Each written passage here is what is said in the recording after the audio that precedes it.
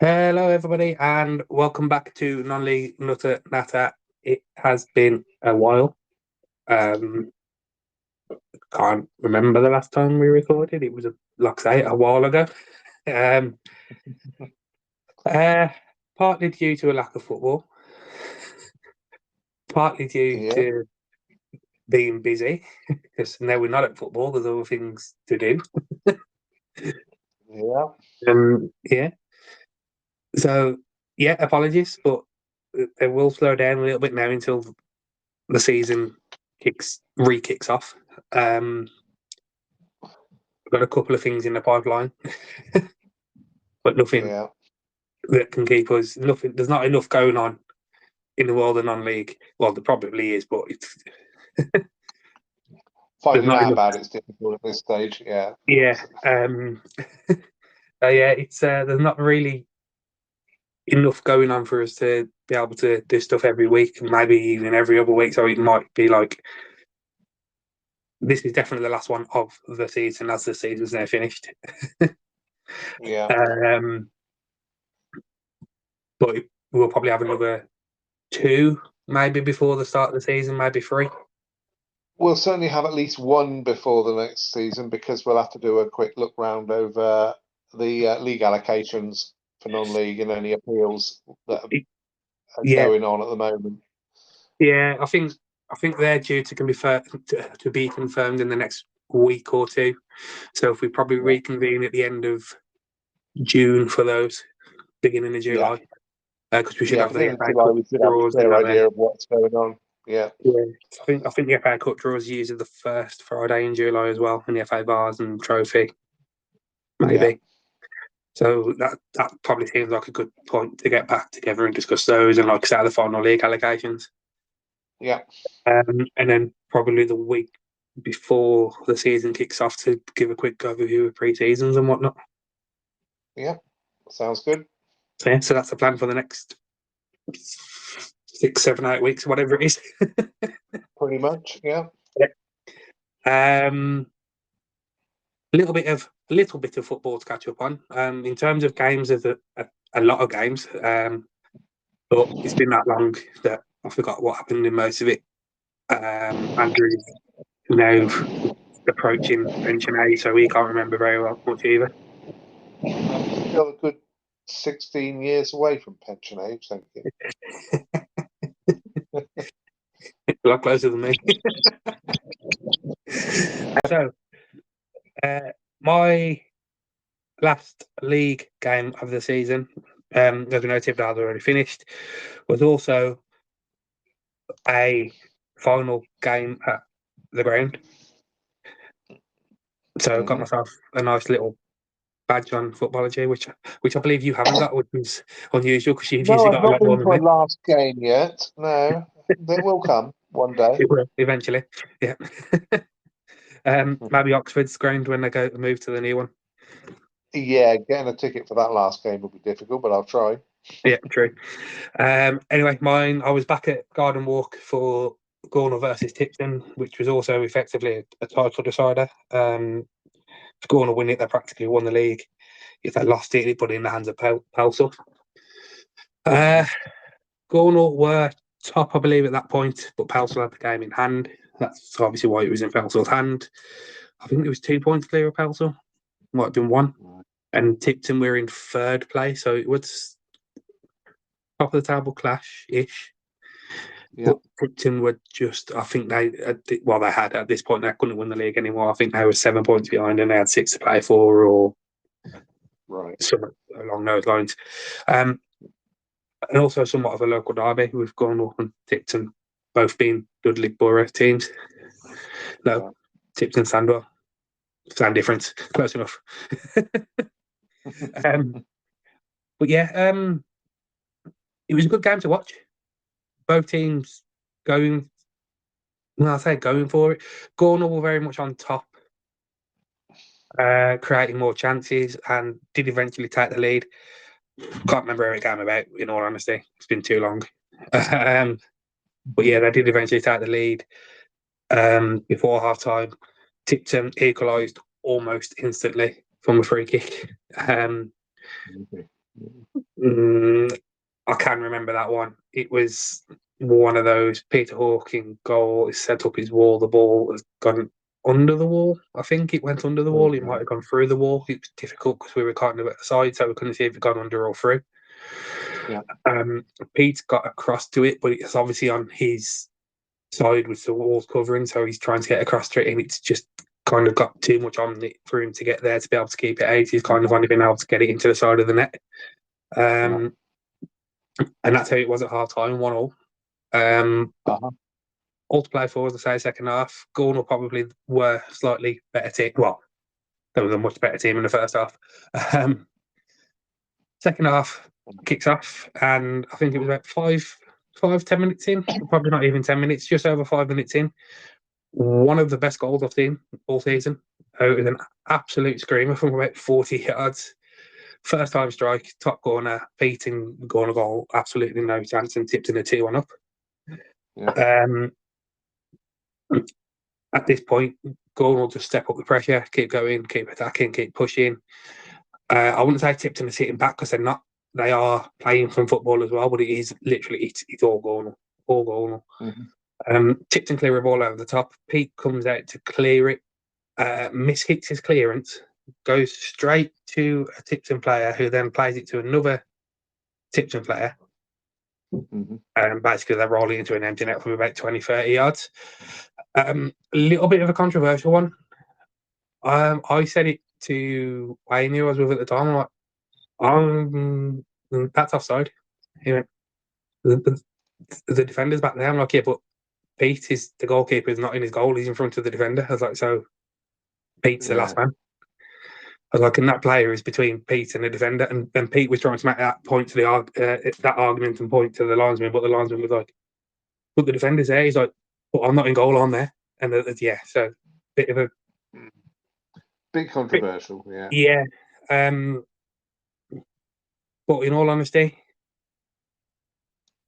Tipton, I personally think Tipton wanted it more. Right. Yeah. Like I said, I said that in the Tipton group chat when somebody asked how they got on. Obviously, we said Tipton had won. I said it looked like they wanted it more. Somebody went, "Oh, that's chatting bollocks, going all over them." I was like, "Yeah, I didn't say they weren't. Gornal played well. It's just that Tipton wanted it more. Yeah, they were more willing to put their bodies on the line and block shots and run into corners and whatnot. Like I say, it wasn't a bad performance from Gornal. It's just, as I say, Tipton just seems to have that extra 5% more. Yeah. Extra mental fight on it. Yeah. Yeah. So that's how it finished. Gornal won.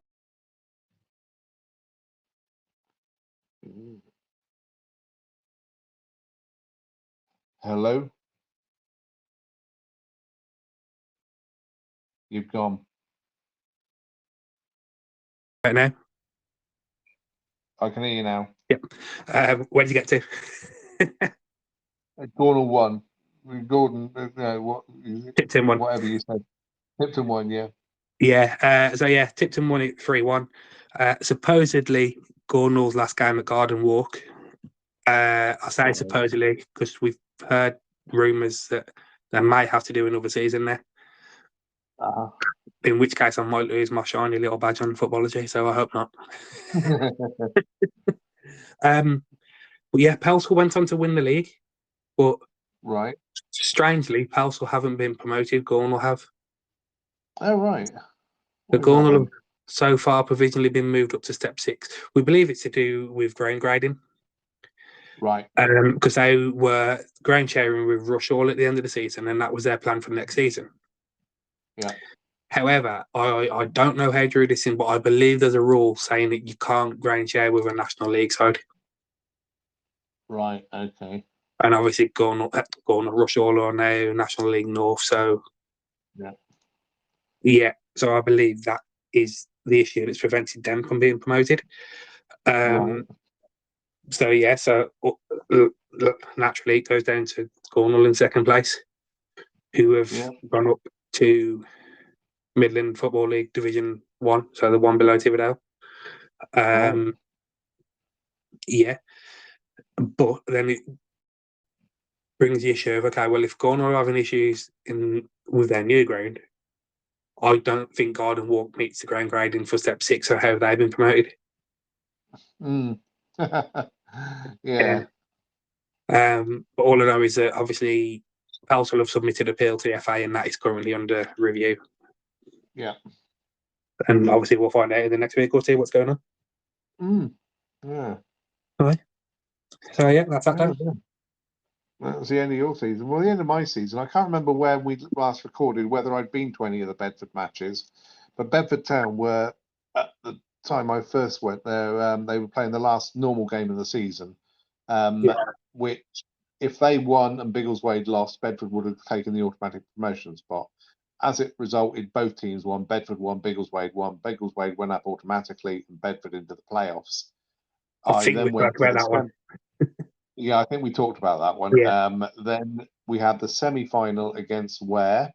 Yeah. Ware have got to the playoff final the last 2 years running and lost both of them. This time they got beaten in the semi-final by Bedford 2-1. So that was a semi-final. And then we get to the final, which was the following Saturday, against Waltham Abbey, who I have seen already this season twice. They're a decent side, but from what I'd seen of Bedford, they were a decent side as well. So it was going to be a close match. Yeah. Best part of just over 2,000 fans packed into this tiny little ground for that final. Yeah. It was a huge attendance for such a small ground.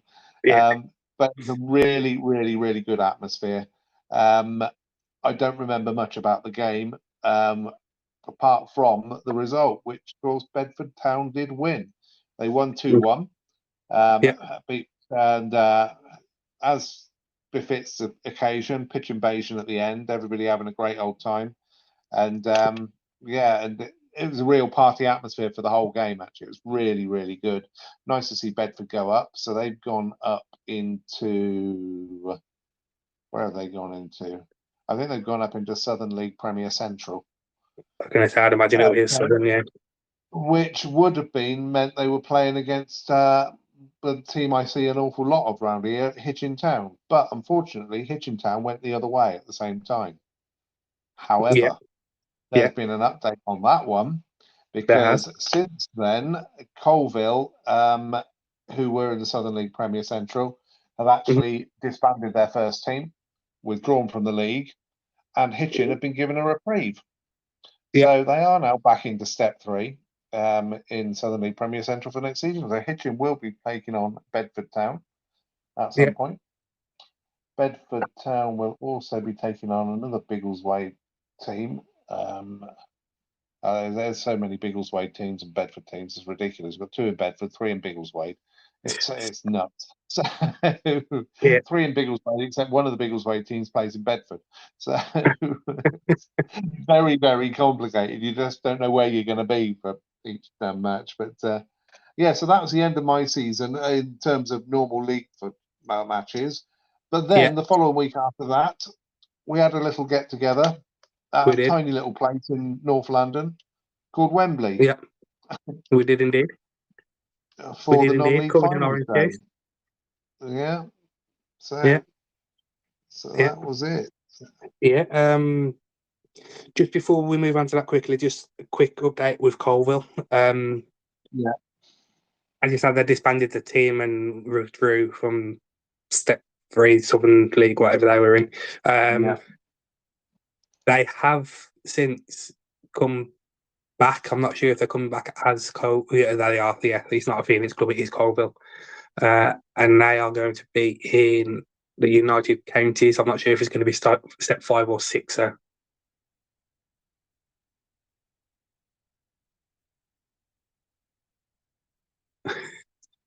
Coming back into Step 6, I believe, which will be the United Counties Division 1. Division 1, yeah. But they won't be eligible for promotion in their first season because they've took voluntary relegation. Yeah. So good to see that they're still around. Yeah, they're still around. I mean, clubs do tend to come back, fortunately, which is good. But it's a shame they have to go through all these shenanigans to get there. So yes. Anyway, non-league finals day. Yeah, FA Vase final, followed by the FA Trophy final, back-to-back matches at Wembley. Yep, nice early start in Luton. Nice. How early did we start in Luton? It wasn't that early, was it? Oh, 9 o'clock. It was before that, weren't it? It I probably know it was wasn't actually. 9-ish, yeah. Yeah, and I was Stokes before I left Luton. Yeah. You wore a glass of orange juice, I believe. So Yeah. Mm, yeah. I don't know yeah. how that happened. No, neither do I. These things occur. So yes. In all fairness, I dodged it pretty well. Yeah, you dodged most of it, and Yeah. yes, I'm careless with the drink, obviously. So there we Yeah. go. But And got asked what country I was from. that's right. Yeah, so you got your broad black country accent coming down into Luton, and the Yeah, guys in Wetherspoons ask you which country you're from because they couldn't understand a word you said. I find yeah, that hilarious. I know I do. Mm. Even the fact that the chap who asked me wasn't English. Yeah, That's a good one. Yeah. So that was yeah, the start of the day. Then we got the train into London. That all went we did. well. We got the Yeah, train to Baker Street. Baker Street, didn't we? That's right. Yeah. Got to Baker So Street, met up with my very cousin in busy, Baker Street. a very busy Wetherspoons in Baker Street. Yeah, very, very busy that was. Yeah. But we met Yeah, up with him, and then we were going to go to another Spoons, but the time and the trains meant that we ended up going straight to Wembley. yeah, Um, So got that, did that, got to Wembley, nicely done. Fans from all four teams all over the place, yeah. which was nice to see. It Good was. atmosphere going up to the ground, and Yeah, yeah, yeah. and Not too busy, not too quiet, which was a good little medium, I think. yeah, that's right. Yeah, So the first game was the FA Vase final, it which was. was a all Essex affair between Romford and Great Wakering Rovers. Yep. And, We were with the Wakering fans. we were. They were extremely loud. They were Well, indeed. Did they have a drum? extremely, yeah, extremely annoying drum Yeah. who had no sense of rhythm whatsoever. No, that was the problem. I mean, a drum is a drum, and yes, matches. There's Yeah, lots of drummers at matches these days. Most of yeah, them can hold a rhythm. This yeah. guy couldn't hold a rhythm, No, and it was pretty dreadful, really, wasn't it? yeah. Well, the the drummers are amateur as well as the players. Yeah, At that more level. amateur than the players, I think. So, Yeah. But yeah, the game they weren't really a fat lot happening in the first half. If in all no, there honesty, wasn't really. no, It's pretty couple much of feeling each half other out chances. and seeing what was going Yeah, on. yeah, couple of half chances. I think Romford probably had the better of it. But Yeah, yeah, 0-0 at the break. yeah, Second half started off the first few minutes pretty much the same as the first, yeah. and then the game came to life. Oh, in a big way, yes, it Yeah, did. It was really good from that point on. So, yeah. Poor pass out the back from Wakering straight to a Romford player, who then played in Hassan Nelband, I believe his name was. Yeah, who slightly past the Wakering keeper, and it's 1-0 Romford. yeah, that's it. Yeah, good finish. Poor Good finish in all well, fairness. yeah, it was, Yeah, but it was a poor decision to try and play out from the back and get it wrong. So, yeah, yeah. He wasn't even close to getting to the player he intended to get it to. It was just, yeah, I don't know what no, happened. I don't know if he didn't see him or what. Um, no, yeah, it was that, yeah, that kind of woke Wakering up a little bit because, like I say, up until this point, it had pretty much been Romford that had done the majority of the attacking. yeah. So Romford were pushing for an equaliser. This wasn't long after. It was only about 2 or 3 minutes after, I believe. Wakering player went down in the box. Massive penalty appeals on and off the pitch. Mm-hmm. Waved away. Romford counter, and ex-Oxford boy Sam Deering puts Romford 2-0 Yeah, up with another good yeah, finish. It bent it round the absolutely. keeper into the far corner. Very good finish. Yeah, Um, very good finish. Yeah. Obviously, Wakering not happy with they feeling they should have had a penalty. Difficult to tell from where we were in the ground for me. Yeah. You could see that it was coming together, but you couldn't see if the ball was won or what. I've since watched the highlights or 2 or 3 times, and I still couldn't tell you if it is or not Right. from the Okay. highlights. It's Okay. Well, we'll just say the referee got it right then. yeah, it's one of those. I think if he had given it and you had VAR in play, VAR would struggle to overturn it. But if he Right. hadn't have Yeah. given it like he hasn't, I would struggle to give it. It's one of those. Yeah. So yeah, I think Yeah. in this One of situation, yeah, those you just so go, close. Yeah. yeah. Um, so yeah, and then the game kind of just died out a little bit then. And then Wakering woke up again with the last few minutes, pushing, just trying to obviously get somewhere to get back into it. Yeah. And then I think was it in added time maybe or just before added time, but either way, It was Romford right near ball, the end of the game. Yeah. yeah, Romford ball in behind Wakering beats offside trap.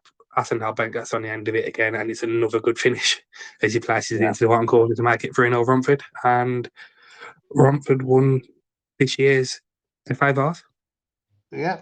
quite, Yeah. quite convincingly. I mean, 3-0 probably flatters them a little. Well, they did play very well, but Yeah, whether they were 3 goals better than Wakering or not is a different matter. They were certainly better than Wakering, but whether yeah, they were 3 goals better or not is debatable. So, I mean, they yeah, took their chances well, which they definitely took their yeah, chances when they got them. definitely. Because I can't really think of either keeper having to make many saves, if any. No, There was a lot of wayward shooting in that game. Um, yeah, I think obviously you put the first goal down, it's a mistake. The second goal potentially could have been a penalty. They've been caught on the counter, caught on a break from that. And then obviously the third goal they're pushing, so again they've been caught on the counter. So like we say, I think Romford deserved the win and were the better team, but I think 3-0 slightly harsh on Wakering. that'd be Yeah, my assessment of it. Yeah, yeah. So then that gave us a nice little 2-hour gap. that's right. When we're not allowed out the stadium because Wembley won't let you out between the matches. Yeah, They keep you captive despite not putting many food outlets on. And yeah. there we stay for 2 hours, just chewing the fat and waiting for game 2. Eating the food, drinking the beer. Yeah, Well, you were eating the food and drinking the beer. that's true. Yeah. Yeah. Well, You that's to got be done. you got you got more juvenile as the day went on. Yeah, that's it. That's the way these days go. I didn't get as Yeah, juvenile as I have the last couple of years, I'll tell you. So that was good. So yeah, I know. at least I remembered getting home this year. So It's a good job, really, because I didn't have a clue where I was going. yeah. Yeah. Anyway, so Um, then we move on to the FA Trophy, yeah. which saw Gateshead Mm-hmm. against another team. Come on. You know this one. They I were do there the know week this before one. also, playing yellow and blue. They were South. Yes, that's it. Solihull Moors. There we go. Yes. I knew it'd come out of my head eventually. I've been asleep Yeah. since then. So It's your age, that's what it is. yeah. All right. That's twice tonight. Got to make up for it. We ain't recorded for a month. Yeah. So um, Gateshead against Solihull Moors. Yes. yeah. 2 National League sides, obviously. Well, not obviously, but Yeah. 2 National League sides. I think they finished 5th and 6th in the league, or 6th and 7th. I know they finished next to each other. They both finished into the playoffs, didn't they? Yeah, but then Gateshead were kicked out because obviously they couldn't get promoted. Yeah, exactly. But they were, Yeah. so they were certainly up in the top 6, certainly. So Yeah, I think they finished either 5th and 6th or 6th and 7th. They finished next to each other because I think there was only 2 points between them or something stupid. right. There wasn't a lot Okay. between them at all. So And in all fairness, the game showed that. It did. As I say, straight from kick-off, you could see the difference in the quality between these two and the Vase finalists. That's no disrespect to the Vase finalists who are playing at step 5 for a reason, and these are at step 1 for a reason. Yeah. But I think the game was a lot quicker. The movement of the long balls and the shots seemed a lot more effortless for the Gateshead and Solihull players than it did for the Vase teams. It seemed a lot more planned and than hit and hope. Yeah. But I say the strangest thing about the trophy final was, for me, the official appointment. Yeah. Yeah, I think we discussed this on the day because I was like, isn't that him who was in the Premier League like not long ago? Yeah. And you were like, no, it wouldn't be. And then we looked at the programme and he didn't mention anything. And I'm like, I swear it is. So I Googled him. And it was Sam Allison. Who's become the first Black Premier League referee since Uriah Rennie in the early 2000s. So I found it awfully strange that we had a Premier League standard referee refereeing the FA Trophy final. Like I say, I understand, like, obviously it's an FA final and it's a what do you call it, a centre, a main attraction and whatnot, but like you have with the Vase, give people who have been at that level all season, it's basically the highlight of their season as well. So why not let the best National League referee the Vase final, the trophy final? Yeah. That would make more sense to me. Yeah, it would to me as well. But there we go. But the powers that be know the best. But yeah, anyway, to the game, as we say, lot sharper, crisper, lot more entertaining to watch.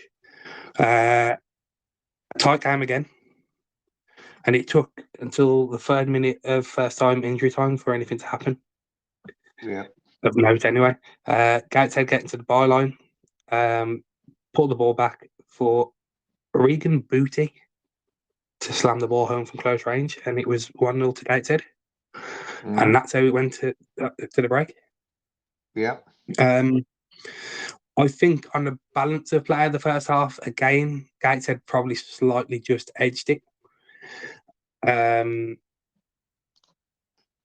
Solihull obviously would have been disappointed with the timing of the goal. Yeah. Gateshead would have been delighted with the timing of the goal. But yeah, I personally, I don't know about you, but I think that Gateshead probably did just shade the first half. They did, yeah, definitely. Second half got underway, and again, I have to say, Gateshead probably started the half brightest. Then it took a swing towards Solihull, and on 69 minutes, Solihull crossed from the left defender unmarked Mark Beck, who sent a diving header into the bottom left-hand corner, and it's 1-0. Yep, they brought it back. Yep. And then Solihull were probably on top for another 5 or 10 minutes, and then Gateshead were on top again, and then Solihull were on top again. And then it got to the end of the 90 minutes. It swung backwards and forwards, this one, didn't it? Yeah. And then it got to the end of the 90 minutes, and it was still 1-1. Yep.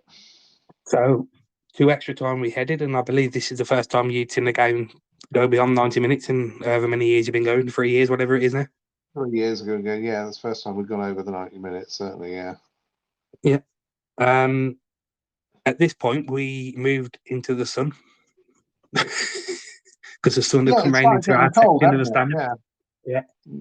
The sun had moved into our section of the stand, so your cousin said, "We'll go over there." I'm like, all right. Yeah, so we just moved around a bit to get the sun because it was getting later in the day and it was starting to get a bit chilly in the shade. So yeah.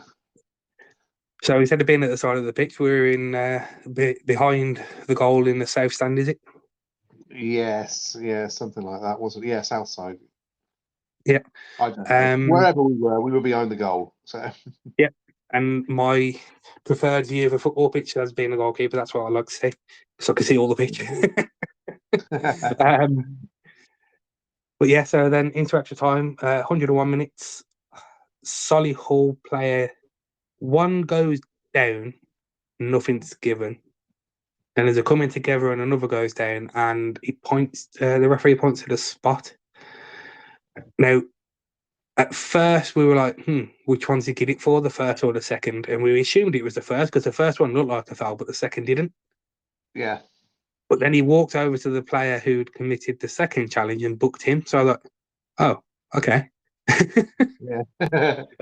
Confusing, wasn't it? So yeah, I think he got to the right decision in the end, but probably not given for the right challenge. yeah. But nonetheless, Mark Beck again, he steps up for Solihull and gets his second of the game, and Solihull take the lead for the first time. Yeah. And half time and extra time, that's how it is. Gateshead 1, Solihull 2. And again, at this point, probably Solihull deserved it. I think they started better. Gateshead got on top towards half time. But Solihull, sorry, yeah, probably just edged the first period of extra time. Second half of extra time, completely different. Gateshead come out all guns blazing, as you would expect. So 111 minutes, they cross the ball in from the right. It goes to the back post. It's headed back across the goal to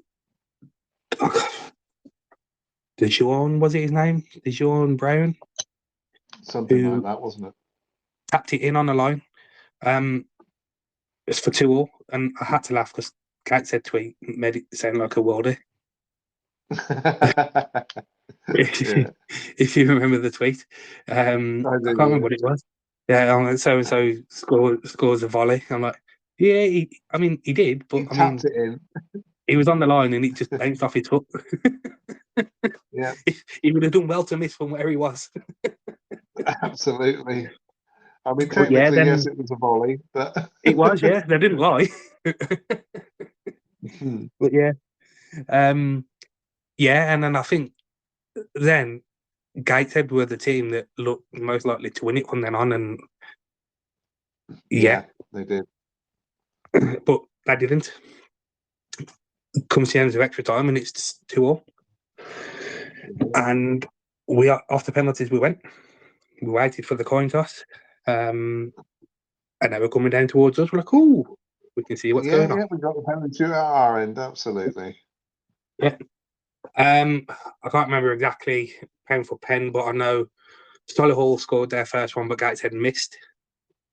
Yeah. Gateshead missed their second one, but so did Solihull. No, they didn't. Solihull scored the second one, so they went 2-0 up. Then Solihull missed the next two. Yeah, but Gateshead scored. So. Scored, yeah. And I don't know which one it was, but the second one, whoever it was, the Solihull player, it was that far over. It cleared the ball went in the middle tier of Wembley. Yeah. Like the first one, at least you could say, well, he wasn't that far away. He's gone for the top corner, and although he's missed a target, which is the cardinal sin, it wasn't that far away from the top corner. No, I think this player went for the top corner of the stand if he had corners. Yeah, it was pretty wild. Yeah. Yeah, then we went on. I can't remember how many we got to, but the last round of penalties, Solihull were going first.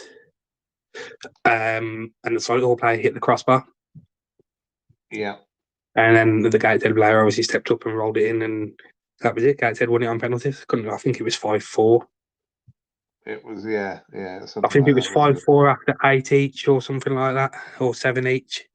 Yeah, it went on. Yeah, Solihull missed 3. So yeah, Solihull missed 3, all of them off target.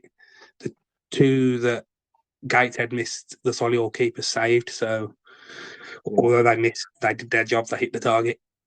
So I feel sorry a little bit for the Solihull keeper because he did his bit. Yeah.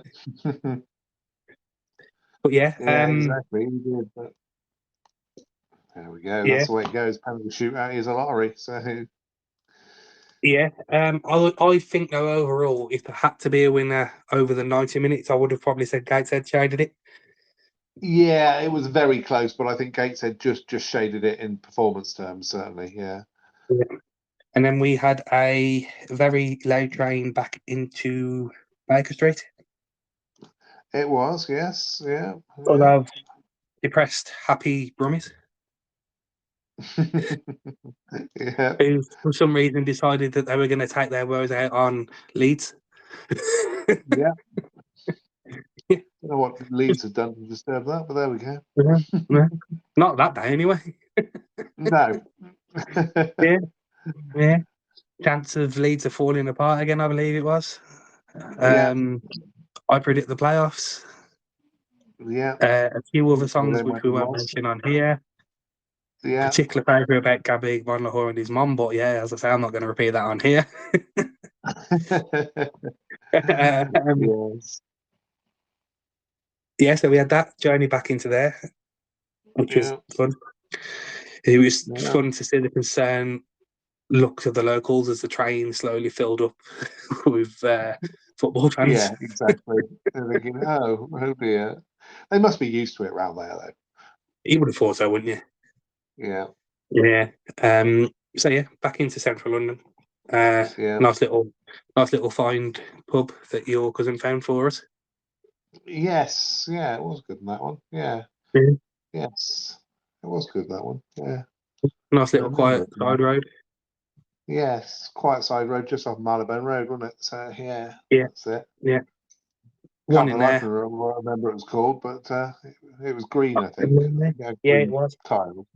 I want to say Thornbury Castle or something like that, or Thornbury something. Thornbury, yeah, Thornbury something. Thornbury Castle Yeah, sounds right, yeah. yeah. But yeah, that was a nice little pub. It was only little. It was literally tiny. You went inside, it was not very big at all. No, it's Um, outside anyway, so yeah. Freddie Mercury tribute in there by the looks of it. Yeah. Um, Why not? You got to have them somewhere. So and if he wasn't, he looked a hell of a lot like him. he did, didn't he? Yeah. Yeah. Yeah, and then obviously we went back into St Pancras. Yeah. Had some tea in the Weatherspoons in there. It was a day of Weatherspoons, wasn't it? It was, wasn't it? Yeah. Yeah. Yeah. Back into Luton. Yeah. Well, we parted ways. You went home and went to sleep. I went home, went back to my hotel and ordered some more food. Yeah. Did I tell you Well, about the Scottish chap in there when I got back?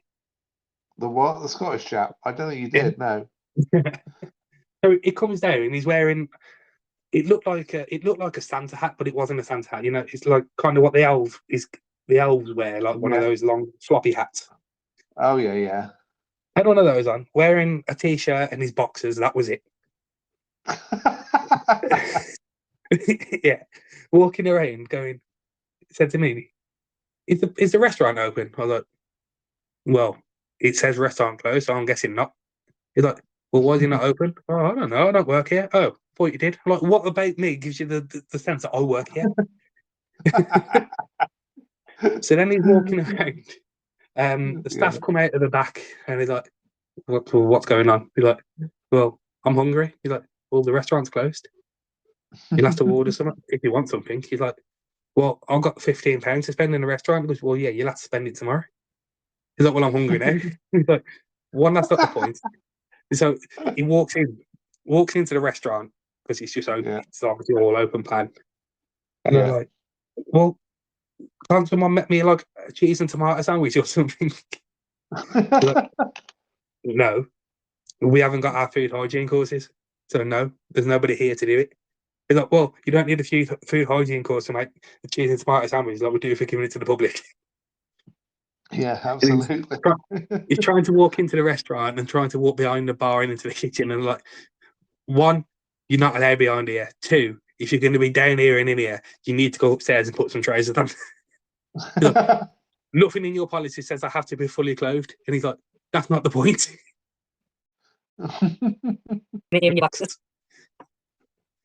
So I don't know what happened. He disappeared around the corner. Didn't go back upstairs. Yeah. I know that for a fact. Yeah. I'm waiting for my food in the lobby because I can't be asked to go upstairs to come back downstairs. Yeah, fair enough. About 20 minutes later, he reappears. Still going on about his sandwich that he wants. I'm like, you've been there that long and you've still not got your sandwich. And then eventually he just gives up and walks to the lift and mumbles something and just gets in the lift and disappears. So yeah, that was fun. Yes.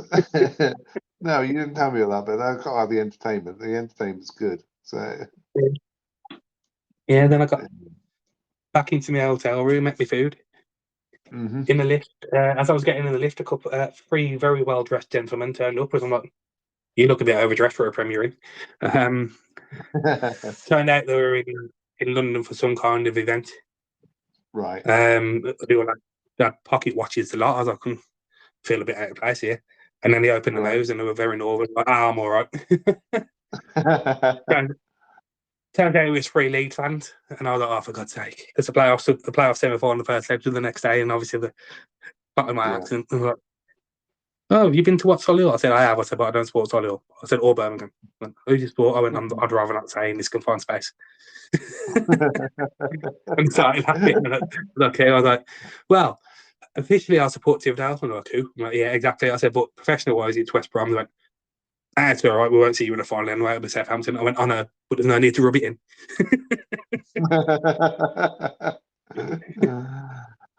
Oh, well, at least they went on to lose it, eh? So yeah.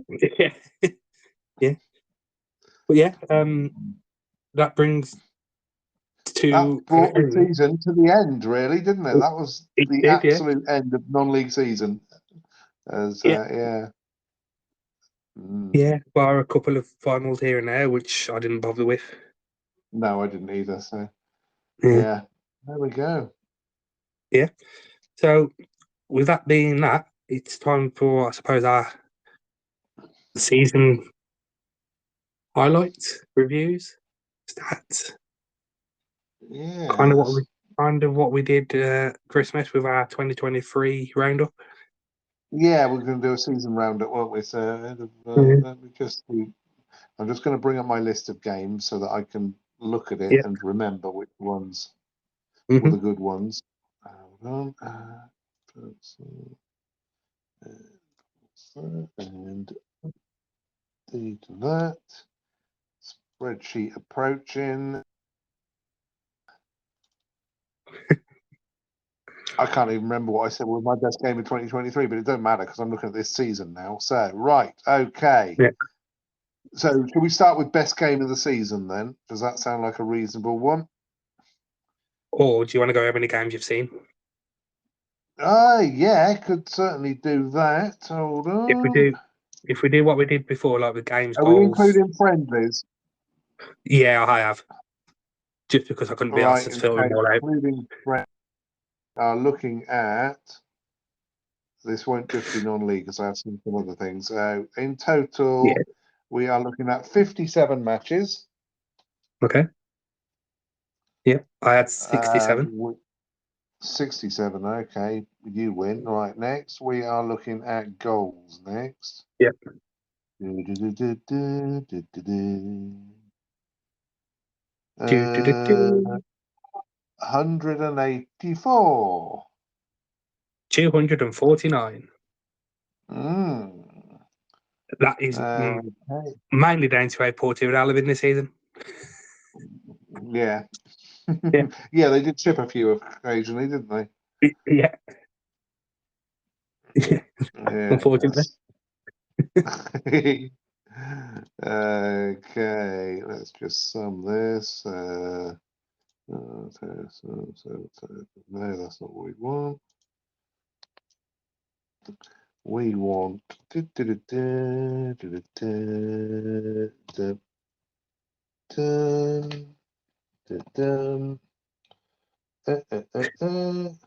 one there.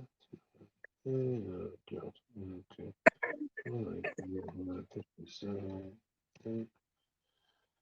That'll work. I can hear your mind working.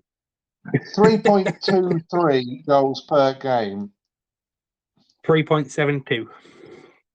Yeah. So both 3 and 4 goals a game, which is pretty good. How many 0-0s did you have? 2. 1 at the start of the season, first league game of the season against Atherton, and then 2 league games from the end against Stone. I had bloody 4. 4. I'd gone before this season. I'd gone 175 games without a 0-0. Yeah. And then this season I've had 4 0-0s. Yeah.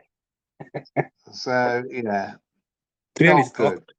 So, I'm disappointed. what? I've seen 2 0-0s with the amount. I'm disappointed. I've seen 2 0-0s with the amount of goals I've conceded this season. Yeah. I managed to keep 2 clean sheets. And... No, yeah, 4 0-0s in the season. It's just not on. No, definitely not, especially in non-league. So, yeah, exactly. Just a quick one before we move on a bit further. Out of the 67 games that I've seen, 46 of those have been with Tipton.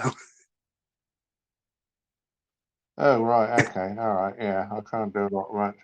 To be honest, I think the most I've seen could well have been. How Bedford. many times did I see Hitchin? Twice at least. Twice, 3. I've seen Hitchin 4 times this season. Okay. Bedford Town 3 times this season. Yeah.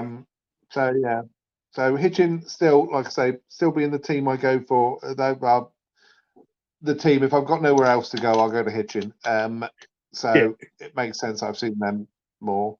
I've seen Ware twice, both away. I've seen Waltham Abbey twice away and once at home. So I've seen them 3 times. Yeah. So yeah. So yes, goffing around. Yep. So that's it. Highest goals in the game, if you've got that. Highest goal in a game, I can do that. Hold on. So look at it all on a spreadsheet. It's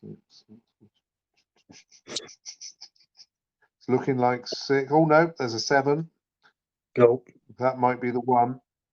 That might be the one. Oh no, that's more. That's okay. So I saw 7-0. Yeah. So 7-0 was in the FA Vase at Amersham. They beat Owen Chenix of Northampton 7-0. But on 23rd of December, I went to Buckingham against Winslow, finished 4-4. Yeah, I remember that game. So that's an 8-goal match. So that is, highest goals in a match, 8. Okay, so I've got one which you might not count, which had 10 goals. Right. And that was Tipton Town Ladies 7, Tiverdale Ladies 3 in a friendly. So I'm tempted not to count that one. Yeah, I can see why. Yeah. Nothing to do with the fact the women, by the way. It's just it was a friendly. Before we start getting accused of that. Yeah, good point. Yeah. So, sorry, if we go competitive game, it was the Walsall Senior Cup quarter final between Tiverdale and Hensford, which finished 6-3 to Hensford. Oh, so you got 9 in that. Okay, so you're beating me on that one as well. Right, fine. Yep. There's a theme happening here.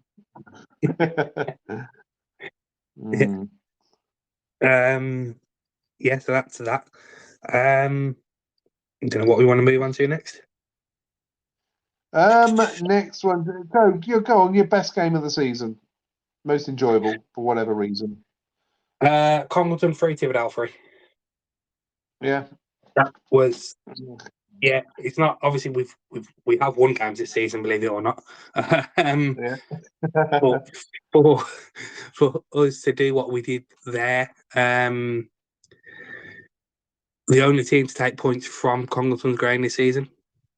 Everyone else has gone there and lost. We were 3-0 down after 25 minutes, I think. Half an hour, something like that. Yeah. To score 2 in 2 minutes, to go in 3-2 at half time down, and then obviously to nick a point at the death. Yeah. It's just I've got 3. crazy. I can't really pick a favourite one. I've got 3 that I could choose from. For different reasons. That one I just mentioned, the highest scoring one, the 4-4, was just a great match. Goals all over the place.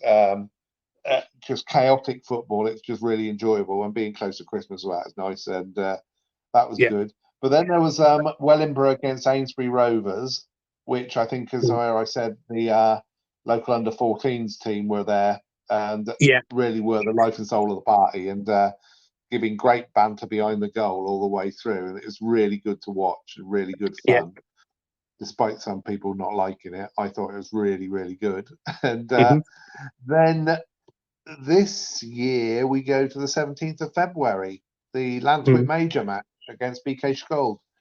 That was good, Yes. just because of the eventful day and going down to that muddy, boggy field and watching non-league football in South Wales against a team from Copenhagen. It's just nuts. In the pissing rain. So, yeah, absolutely, yeah. So Yeah. that was a good one. So I think I took a month to dry out after that.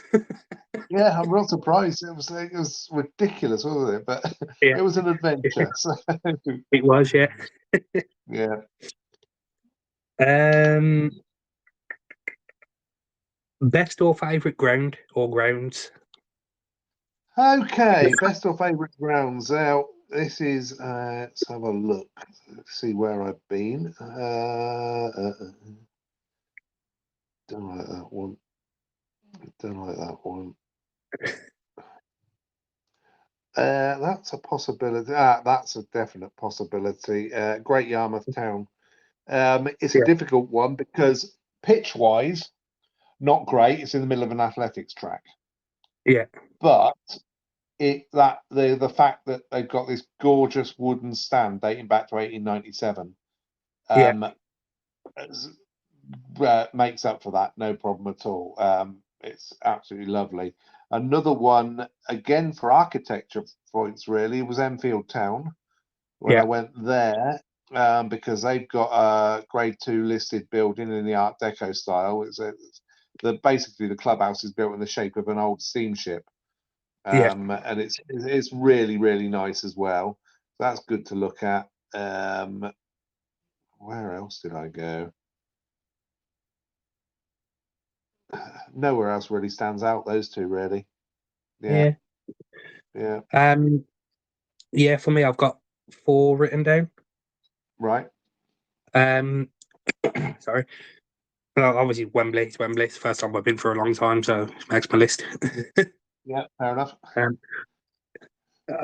what I forgot about the non-league final day as well, which I've said to you since, I've only seen goals in one goal at Wembley. Yes. I've never seen a team score in the north end. They've all been in the same end of the goal ground. Yeah. And that includes when I've been with the Albion. Both times I lost 1-0 and the goals were both in the same goal. And funny enough, in the same corner. Right. So yeah, obviously Wembley for just it being Wembley. Yeah. Best ground. I don't think there's a bad seat in Wembley either. I've sat in No. all 3 tiers and all different Yeah. positions of the ground pretty much when I've been. And yeah, I've not had a bad view. The next one I've got written down is the Cleric, which is Congleton's ground. Right. Yeah. Very, very good setup for step 5. Although the car park's the size of a tennis court, which I can't complain about because Tividale's isn't much better. Tividale's is about the size of a volleyball court. So, Right. the ground itself, kind of like Tividale, it's just plonked in the middle of a housing estate. Yeah. I say plonked, the same as Tividale. The housing estate was built around it. Yeah. Yeah, but you come in, if you're coming through the turnstile, you can either go left and go behind a covered standing terrace. Mm-hmm. It's not massive terracing. I think there's 2 or 3 levels to it, but still. Or you can go straight down the side towards the main stand, which has got a bit of seating in, which is like covering half of the pitch. Yeah. Or a third of the pitch. Before that, there's again a bit more cover, which is standing, but they've also got a little bit of a merchandise shop there. Right. So there's that, and then behind the one goal, it's a grass bank, but with hard standing in front of it, and like a tiny stand, which is more or less the width of the goal and a little bit more. Which again is, I think that's got 2 or 3 levels of terracing on it, so you can stand behind there. And then down the far side, it is a little bit of covered standing, which has got 2 different levels to it. Yeah, it's just it wouldn't be able to place at step 3. Right. Yeah. It was a good ground for the level, and they'll have no problems going up to step 4. Yeah. It was just a good setup there. The pitch was mint as well, which is a bonus. Like I said, the pitch would take nothing away from me anyway. I would still class it as a good ground. But probably the second best pitch we played on all season. Which brings me back onto my next game, which was the best pitch we played on all season, which was Wincham Park, which is home to Whitton Albion, but where Norwich Victoria were at the start of the season.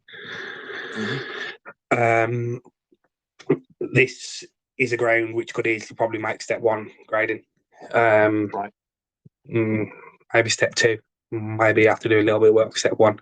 But the one side on the side of the dugouts, that is completely seated. The rest is standing, but it's all pretty much covered apart from the corners. 3 or 4 levels of terracing, so here to stand on, all hard standing, food in one corner, club shop in another, museum in one corner. Yeah. Pretty decent size clubhouse built under the stand.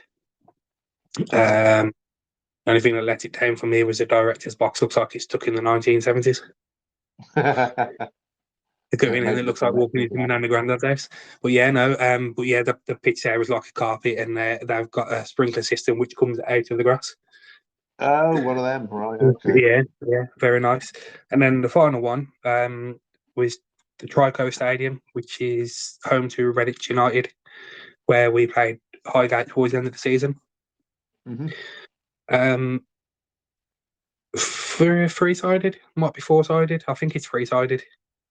I don't know if you can get behind a 1 goal, but still nice. Behind the 1 goal, if you can get behind it, there's not a lot. It'll be 1 level standing. Behind the other goal, there's terracing, and there's quite a lot of levels, so that 8, 9, 10 levels maybe. Right. And on one side you've got a stand which is built up, and you've got the clubhouse and everything, and changing rooms all contained within the stand, but it's a decent stand. And then on the other side you've got another stand, which I can't remember if it was seating or standing, but another nice stand.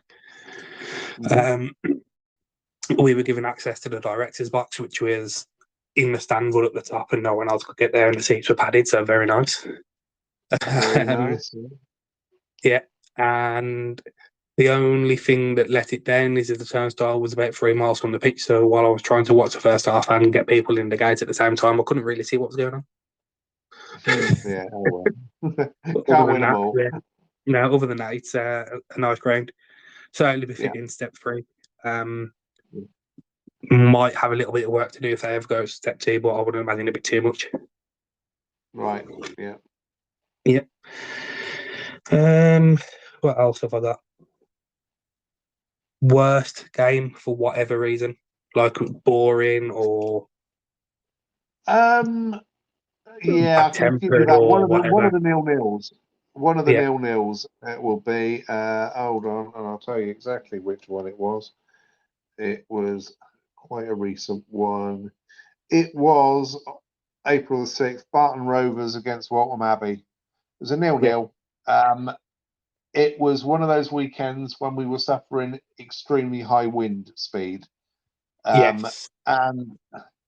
at this level of football, this is step 4, this was, there's not an awful lot of playing the ball on the ground, really, is there? Let's be honest. There's a lot of high balls. Well, with the wind the way it was that day, you can't play that way, because as soon as a ball's more than 6 foot off the ground, it could go anywhere. And believe me, it did go anywhere and everywhere except in the damn goals.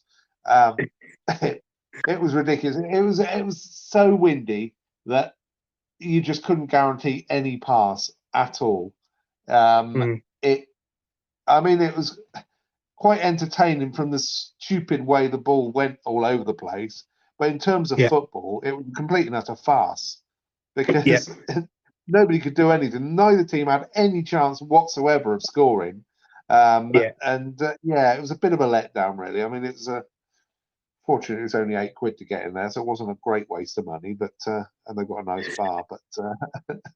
But in terms of football, it was diabolical. So that's the one that goes down in terms of worst football match, definitely. So Any bad tempered games or anything like that, or no, not really. Didn't really see any trouble anywhere this time round. It was quite good. that's a shame. Just looking down the list, seeing if I could find anything. No, not really. No, No fair real enough. trouble anywhere. No, it was quite a good tempered season. Yeah. Well, I've got a list of 8 games. I won't go into Oh, detail of Christ. all of them. Yeah, And you'll notice the theme. yeah, So we've got, and these are in order of what that happened. We've got, yeah, I remember it on the dates down.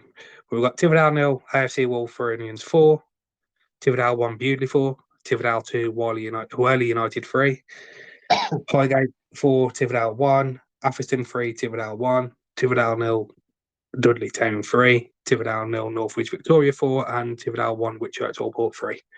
Now, I picked I all can of those see because although, a pattern there. There's a yeah, pattern in that Tividale lost them all. yeah, and the reason why these were the worst games for me were because these were the games where you feel like saying, well why bother? Yeah, It's just when the team yeah, just did not turn up, did not put in a right. performance. Sometimes attitudes weren't great, especially Worley United comes into mind. Although we only lost it 3-2, it's a team that's Yeah, 2 levels lower than us in the JW Hunt Cup. yeah, At the time, it was about late October, mid-November. yeah. Worley United, bottom of step 7, Hmm. without a point on the board. We're going to lose 3-2 to them. Yeah, That's no disrespect to Worley United. They turned up, they played well. yeah. But the players we had at that time, we should not have been losing that game. Hmm. Fair enough, going a goal down and having a bit of a wake-up call saying this isn't going to be an easy game, which is what we thought was going to happen when they went 1-0 up. Well, Yeah. that'll wake up now. But no. And then to sum things up, there was players at the end of the game who walked off the pitch without even shaking hands with their opponents, which Oh, for right. me was, to do that to a team that are 2 levels lower than you and have come out and played you off the park and deserve Yeah, to that's beat just you. rude, isn't it? So, Yeah, yeah. yeah, I agree. Yeah. So I don't think that was quite the worst one for me. I think there's 2 more maybe. I'll only touch briefly on the Dudley Town one where we lost 3-0 at home. Mhm. That for me, again, Dudley turned up, played better, wanted it more. But Mhm. that for me, Tividale and Dudley, as we've discussed in the past, they are literally, Tividale is practically Dudley. Yeah, So is as local as a local derby can get. And for yeah, for them not to be able to get up for that at home mm, on a grass yeah, pitch that isn't fantastic against a team that plays on the 4G pitch. mm. And at the There's time no we're excuse. and Yeah, at the time we're relegation rivals. yeah, Yeah, it's not like Dudley were high and flying, although they went on to be high flying. At that point, they weren't. yeah, There's no excuse. And then the Tividale nil Northwich Victoria game, 4 game when they yeah. Northwich Victoria won 4-0. I'll rephrase that to make that clearer. um, Mhm. Mhm. again the performance was atrocious. Finished with 2 red cards. Yeah. Um, yeah, I think I just again poor attitudes, poor performance, poor everything. Yeah. Yeah, I mean I could say that Mhm. for all of them, but those 3 games in particular. In particular, yeah, yeah, Um, yeah, yeah. yeah. Lovely. Looking forward to Apart next from that, season. good season. Yeah, definitely. Yeah. Clean slate, start again. Yeah. Um, so what else have I got written down? Best fans, which probably you Best might have fans, took. I've already touched on Yeah, it. The Wellingborough Town kids, they were great. kids. Yeah. Yeah, Um, brilliant. Yeah. I've got 4 written down. Again, I'm not going to go into too much detail. Congleton, really good following for the level. There was 800 and odd there when we played them. They had over 1,100 for their final home game of the season, I think it was, which was step 5 is madness. Yeah. Good following away. They had 600 away when they're at Dudley, which was the day they lifted the trophy. So you'd expect that, which was good because they should have lifted the trophy against us, but whoever got in away with that. So yeah, those are up there for that reason, for their numbers, their vocal as well. They're good. And I have to say, when we played them at their ground, that could easily have been hostile and aggressive and whatnot towards us, but they weren't. As we walked off at the end, they were applauding, well played, well done, best team we've seen here this season. Obviously, caught us on a good day. So yeah, they were humble in their not winningness too. Good.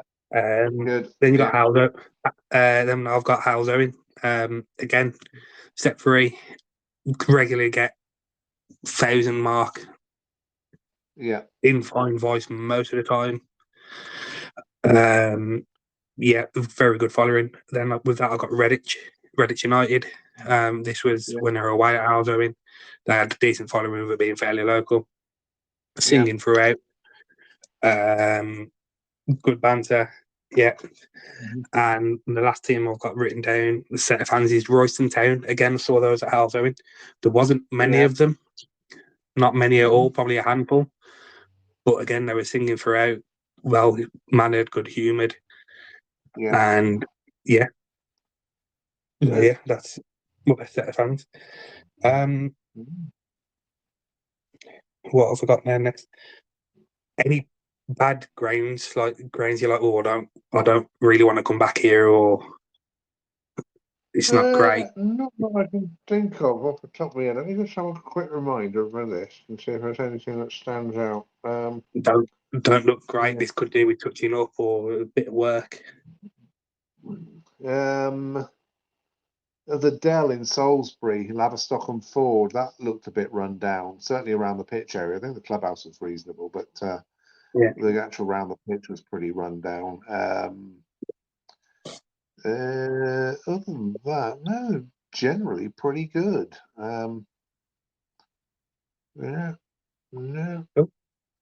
seeing any problems out of the list here. No.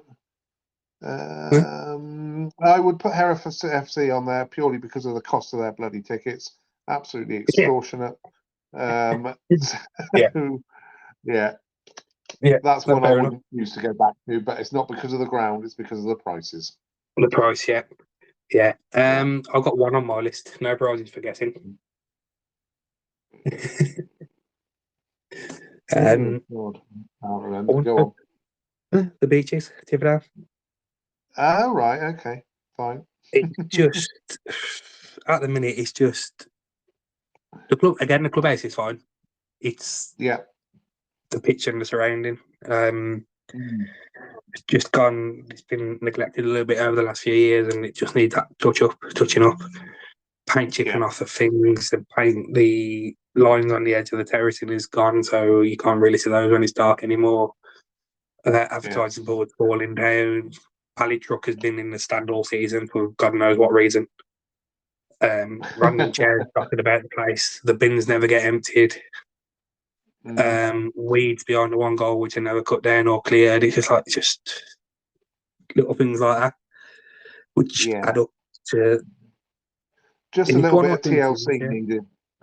Yeah, if it's one or two of those things, you can kind of overlook it, but the whole lot of it adds up to, my God, this is a shithole.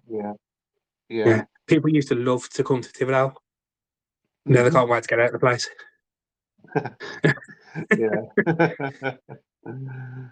Oh dear. Yeah. Right, next. Any fans that you particularly wanted to get away from, or were happy to see the back of?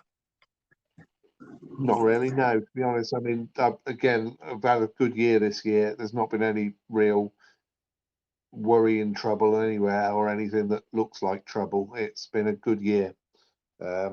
which is nice to see. I mean, that is one thing you do tend to get most of the time at non-league, because there's no segregation or anything. Generally, people get on. It would take a pretty bad set of refereeing decisions or something to cause trouble, I think. But I think generally speaking, no, it's. I'm just trying to think if I've been anywhere, because I go to so many matches as a neutral. Just seeing. I mean, I even went to Northern Ireland for a local derby between Glenarvan and Portadown this year, and there was no trouble or any sign of any trouble at that. Deep in deep in an area that was known for the troubles, and no trouble at all. So, no, I've had a good year in terms of that, definitely. Yeah. Any kind of fans where you like there's been lots of grumblings and you're thinking, well, what are you watching? Let's just think now. There's always somebody moaning at that one. I mean, going to places I've been regularly, like Barton Rovers, Hitchin Town, and now Bedford Town, you always spot the 2 or 3 people that you're thinking, well, why do you bother? All you do is you turn up here, and every time I've seen you turn up here, you moan. So, but they're a very small minority. They don't cause any trouble for anybody else, but they're just bloody miserable all the time. And you're thinking, well, what do you want? Definitely. I've got 2 sets of fans on my list for. I've written it down as worst fans. I wouldn't say they are the worst fans, but it just some of the comments I heard and saw afterwards on Twitter and whatnot baffled me. One of them I've also got down as the best fans, which is Halesowen. So I only saw Halesowen play twice this season. Both times they lost. The first game against Redditch, they lost by the odd goal. Could have won it. The second game against Royston, they weren't. They were beat comfortably. I think it was 3-0 or 3-1. They weren't fantastic. It weren't their best performance. I could see that. I could see that only watching them for the second time, that they had another couple of years to go through. But the fans were all, this is the worst team we've had for a long time. They're terrible. I'm like, but at this point, they were still pushing for playoffs. It's their first season back. It's their first season back at step 3. I'm like, literally, the goal at the start of the season was to survive at step 3. Yet you're pushing for playoffs. And you're complaining. So that baffled me a little bit. And then what took me as a bit of a surprise is in the way the manager stepped after that. The manager stepped down. But so obviously he felt the same. But I thought I was watching it as a neutral and somebody who doesn't go very often. I'm like, I don't think it was after the Royston game. I was like, I don't think he particularly played bad. There was a red card in the game, which was contentious because it was one of those double jeopardy things where he fouled the player in the box during the attempt to win the ball, but the referee sent him off, which I was a bit like, So that kind of swung the game. But despite that, Halesowen created plenty of chances. They just didn't take them. They could easily have drew that game. They could easily have won it. So I was just a bit like, you've played a lot of that game with 10 men. And for the stick they were given, I was a bit like, But, And then the other one I've got written down was Shirebrook Town. Again, nothing against the club. And we only played them on the one day. The chairman at the time, who has since stepped down, I spoke to him beforehand, before the game. Brilliant chap to talk to. Had big plans for the club. Unfortunately, things haven't gone the way he wanted with the council and other things at the club, so he's now stepped down. But we beat them 1-0 or 2-0 or 2-1. It was a tight game in the Vase. Bearing in mind they're step 6. We're step 5. Yes, okay, we've not had the best season, but this time, but we had a good Vase run. That's one thing that we did do well in.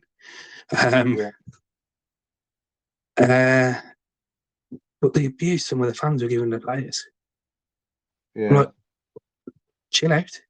Like, oh, we're playing awful. I'm like, you're not playing awful. You're giving us a good game. Yeah, but we play a lot better. I'm like, yeah, but there's a level between us. You're actually playing well.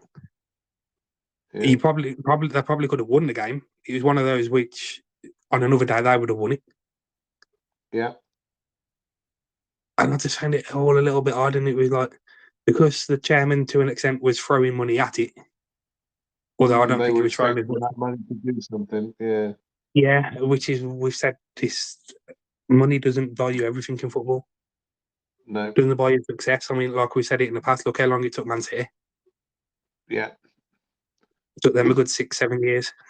Mm-hmm. So yeah, I think they just expected instant success, and yeah. Yeah. But I believe they I have mean, been. there are people that are just outrageously unrealistic, aren't there? So Yeah.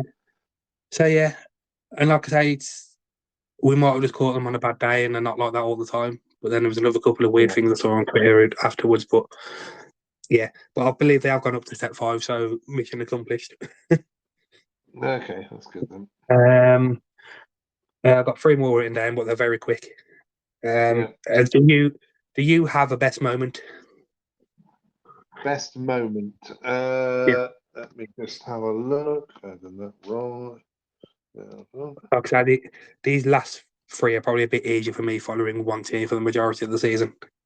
Yeah. Best moment, I would say. Actually, it was the playoff final I went to between Bedford and Waltham Abbey. The best moment seeing Bedford go up after having been to their last season and the playoff semi-final and becoming sort of invested in their journey at that point. To see them actually win that playoff final and go up, that really was a good moment, and it seemed to mean a hell of a lot to them. So, and like I say, a huge fan base. There 2,000 people in there as well. So, yeah, it's very good. Yeah, I'm going to put that one down. Yeah. Yeah, I've got an honourable mention here because I was toying between 2, but I thought no, I'm going to go for the one that's means more personally to me.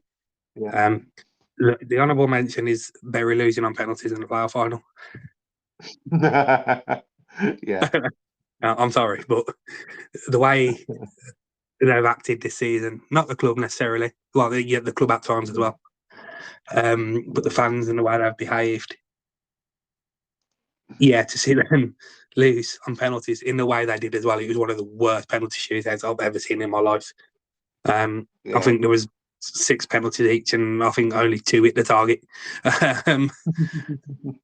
Yeah, but yeah, even in that game, they didn't behave themselves when they equalised in the 80th minute, whatever it was. The fans ran onto the pitch, lighting flares. After the game, they were fighting amongst themselves. The Bury fans were, so I'm like, so yeah. But my best moment of the season was our last minute equaliser at Congleton. Just because the way as I said earlier, the way the game played out, and for us to get it in the last minute, the way at top of the league, and like I say, the only team to get a point from there this season. Yeah. Yeah. Yeah, no, fair enough. Made the coach journey back more bearable. Yeah. Yeah. Definitely, that's good.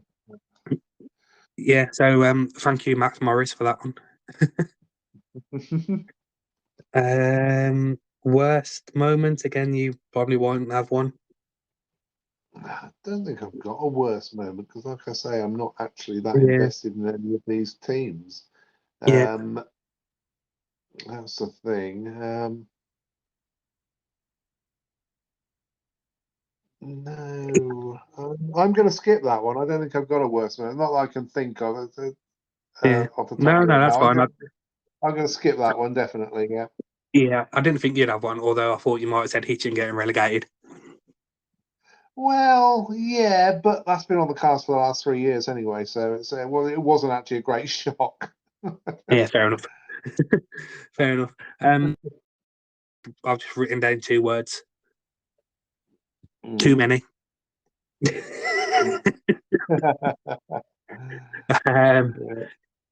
Yeah, I don't. I don't think I can pinpoint one. Right. If I think about it, maybe the Worley result and just the way the players were after, some of the players were after. Yeah. Because, like I say, for me, the disrespect shown to your opposition at 2 steps low to you, yeah. I mean, yeah, understandable. I'm a part of Tivadar and I wanted to knock them out, so God knows what the Worley lot were feeling like. Yeah. Yeah. Yeah. And then the final thing I got written down, if you can think of one, funniest moment of the season, if you've got one. Funniest. Oh, now I can probably think of one of those. Let me just look at the matches again. Hold on. Let's just bring up my list. There were some funny matches. No Ratgate. No rats on the pitch. That's the trouble. So couldn't have any of that. Nothing will ever That was beat that. pre-COVID. We had That was pre-COVID. That was a long time ago. A long time ago. last game before COVID, that was, wasn't it? We literally went into lockdown on a Monday. Funniest moment. It's got to go to the Wellingborough Town kids fans again because they were just hilarious. Yeah. With their song, he's got a boot bag on his head. He's got a boot bag on his head. Anytime anybody walked past them, they held this boot bag over their head and sang this song at them. So it was just, they were brilliant. Yeah. They've got lots of awards tonight. They've swept the board. So no, fair play to them. The future is bright for Wellingborough. yeah, definitely. Yeah. So mine was you almost getting took out by a Viking. Yeah. All right. Yes. Yes. I'd conveniently forgotten that. Yes, this was Lantworth Major against BK Sturld. Yes. Yep. BK Sturld pushing for an equaliser on a very greasy surface. The ball slightly overhit quite late in the game, so the winger did everything he could to try and keep it in. Slid to try and keep it in. Andrew was otherwise engaged, daydreaming, watching somewhere else going on somewhere else. Did not notice his player hurtling towards him. Luckily, I did. Yeah. And he did manage to just about stop and just graze past me, didn't he? So yeah, yeah. Luckily, my hand had come out though to prevent any falling over. Yeah, that was it. So yeah, that was pretty funny. Yeah, okay, I'll grant you that. That was pretty funny. Yeah, looking back on it. So she had a very disgruntled Norwegian looking up at you. I think he was Danish, but I get your point. So yeah, that's the one. Yeah, Danish. Sorry. Sound different. All Vikings. Yeah, they're all Vikings. Yeah, all right. That's just fine. Yeah. Well, there you go. That was the season that was. That is the season it was, and I suppose the only other thing to touch up on with the Phoenix Trophy Cup, whatever it's called, it was their finals weekend, the same weekend as we were at non-league finals. Yeah. 4 teams involved were Enfield, FC United, Lewis and the Dragons. Krakow, yeah. Or was it the Prague? It was the Prague Raptors, wasn't it? Prague Raptors, yeah. I think. Yeah. Either way, FC United and Manchester won it for the second time in 3 years, I think. Yeah, something like that, yeah. Yeah, they won the final 3-0. So that concludes that for another year, and we'll see who gets what in next season to see if there's anything doable for next year. Yeah, absolutely. Potentially. Yeah. So, yeah, as you say, that rounds up. That rounds up the season. A wet season. We'll reconvene at the beginning of July and start talking about next season. Yes. There was something else that just very quickly popped in my head. It wasn't anything major. But that's completely gone now. I'm getting old. Oh, well, can't have been that important then. Yeah, no. Yeah, no, I can't think what it was. Oh, it was just a quick update, a very quick update with Tivoli, because my plan is to go into it in more detail once I know everything's been finalised. Yeah. Stuart Howe, first team manager, has stepped down. So we are currently in the process of appointing a new first team manager. Yeah. That we're hoping to have done.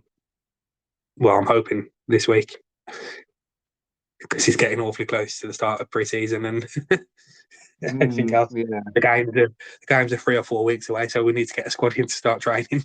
Yeah. Yeah. So also has gone is Wayne Shakespeare, goalkeeper coach. He's moved on. Yeah, a lot of respect for Wayne. I worked closely with him last season in the dugout. Worked closely with him this year with the ladies team. He lives, breathes, eats, sleeps, drinks football, and has done throughout the last few years. But the time has just come. I believe a certain Dave King has come knocking, and it's very hard to turn him down. Yeah. Yeah. Also, the same for Stu. Massive thanks to Stu for everything he's done over the last year. He's had to raise his own budget. Yeah. Genuine lad, top manager, top lad. I'm sure he will be the top manager going forward. Big learning curve from this year, and I'm sure he's learned a lot from it. His first year in managing men's football. Shame he's stepped down, but he's got a lot going on in his life personally with a wedding and everything coming up. He just feels like I haven't got time to be dealing with this, so completely understand that. Yeah. Also, this week, the youth team manager, Jamie Oliver, has stepped down also. So we're also on the lookout for a new youth team manager, and I believe also a new youth team, because I think he and the youth team are going to attach their soul to another side. So that's going on again. Jay, I haven't got a bad word to say about him. He's fantastic. He's brilliant. When we both started working with the first team at the same time last season, he's only a few years older than me. I think he's late 30s, whereas I'm early 30s. We've kind of got the same values when it comes to football, of you're here to play for the club. The club isn't here to service you. You need to give you 100% for the club, that kind of thing. We bounce off each other in the dugout. He had a number of bookings and sending offs this season from the dugout. I still say that's because I wasn't in the dugout with him, because once he'd get irate, I would take over before he pushed too long. And if I got irate, he would take over before I pushed too far.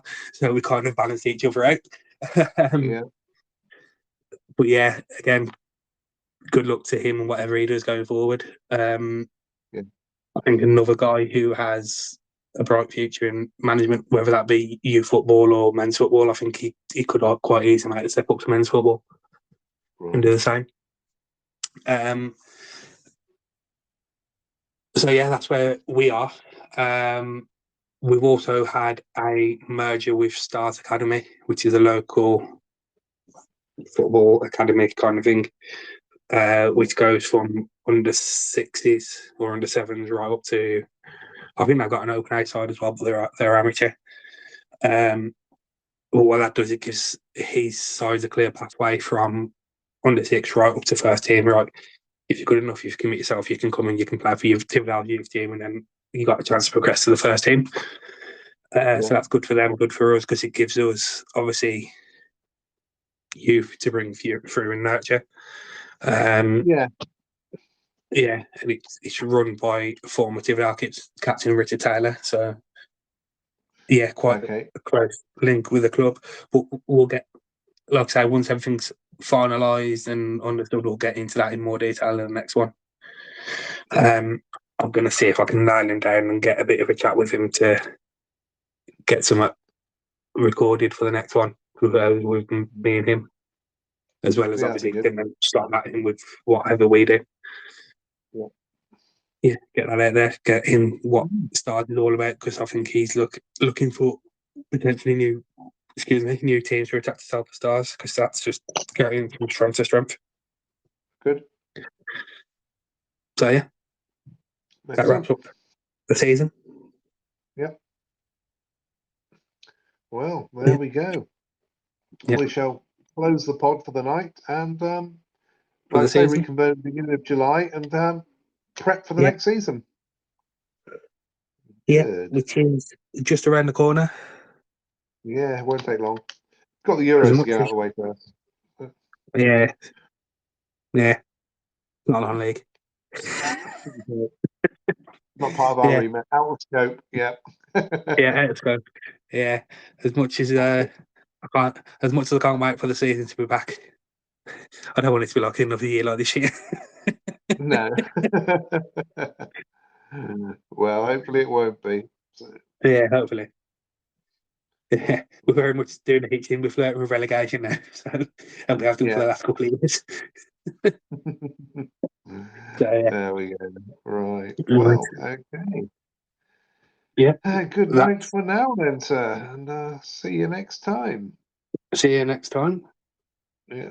Bye bye. Bye bye.